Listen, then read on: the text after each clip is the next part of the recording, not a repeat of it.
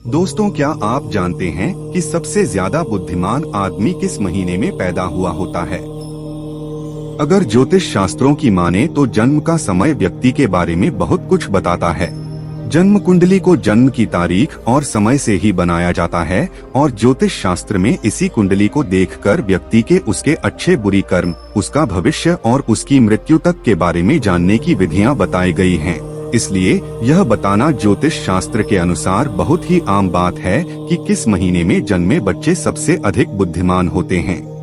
मित्रों, आप यह तो जानते ही होंगे कि हमें अपने कर्म के अनुसार ही फल प्राप्त होते हैं।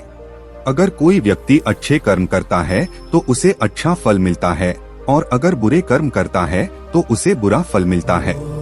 साथ ही अच्छे और बुरे कर्म हमारे पिछले जन्मों से भी आते हैं।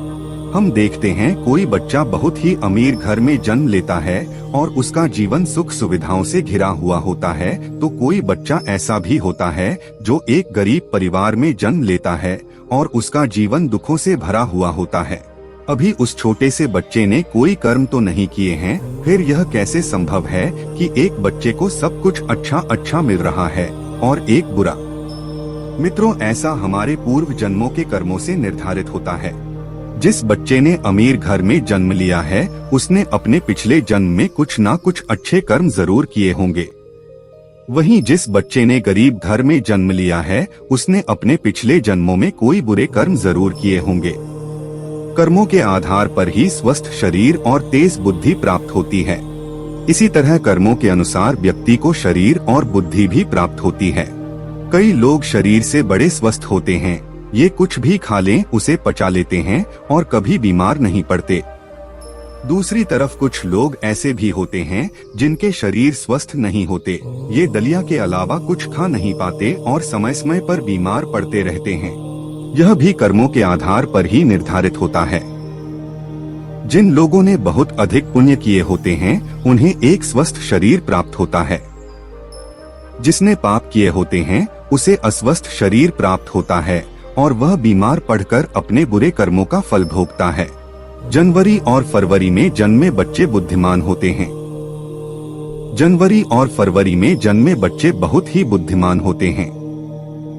ये अपने आप पर यकीन रखते हैं और बचपन से ही अपने जीवन की डोर अपने हाथों में ले लेते हैं। ये स्वयं के मालिक होते हैं और अपने जीवन में नई बुलंदियों को हासिल करते हैं।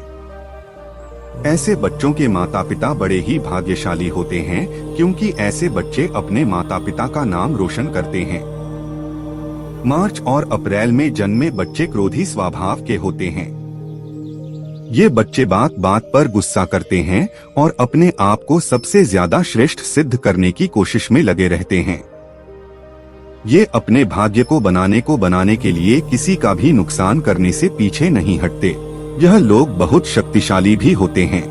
यह अपने करियर को बनाने के लिए अन्याय का सहारा लेते हैं और उन्हें इस बात पर जरा भी अफसोस नहीं होता। मई और जून में जन्मे बच्चे भाग्यशाली नहीं होते। ऐसे बच्चे दिल के साफ होते हैं और दूसरों की सहायता करने की कोशिश करते हैं, लेकिन इनका भाग्य इनका साथ नहीं देता। ये अक्सर लोगों के द्वारा दिए जाने वाले धोखे का शिकार बनते हैं और व्यापार में इन्हें नुकसान उठाना पड़ता है। यह बच्चे अपना भविष्य स्वयं ही सुनिश्चित करते हैं, चाहे इसके लिए उन्हें धर्म के मार्ग पर चलना पड़े या अधर्म के मार्ग पर। जुलाई और अगस्त के महीने में जन्मे बच्चे दयालु स्वभाव के होते हैं।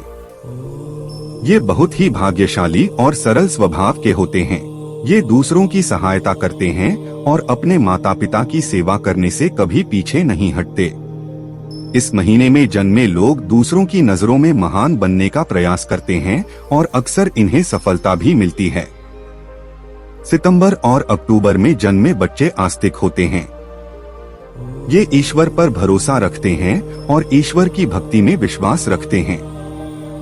ये ईश्वर की भक्ति में ज्यादा समय लगाते हैं और अपने भाग्य को बनाने के लिए कभी छल कपट का सहारा नहीं लेते। ये हमेशा धर्म के मार्ग पर चलते हैं और अपने परिवार का ख्याल रखने में सक्षम होते हैं। इन लोगों के जीवन में बहुत सी कठिनाइयां आती हैं, लेकिन ईश्वर की कृपा इन पर हमेशा बनी रहती है। ये बहुत बुद्धिमान भी होते हैं। नवंबर और दिसंबर में जन्मे बच्चे अपने विचारों में स्थित होते हैं। ये दूसरों की भावनाओं को समझ पाने में सक्षम होते हैं और अपने विचार में स्थित होते हैं। ये अपने परिवार से अधिक देशभक्ति में समय बिताना पसंद करते हैं। ये दूसरों की मदद करने की कोशिश करते हैं।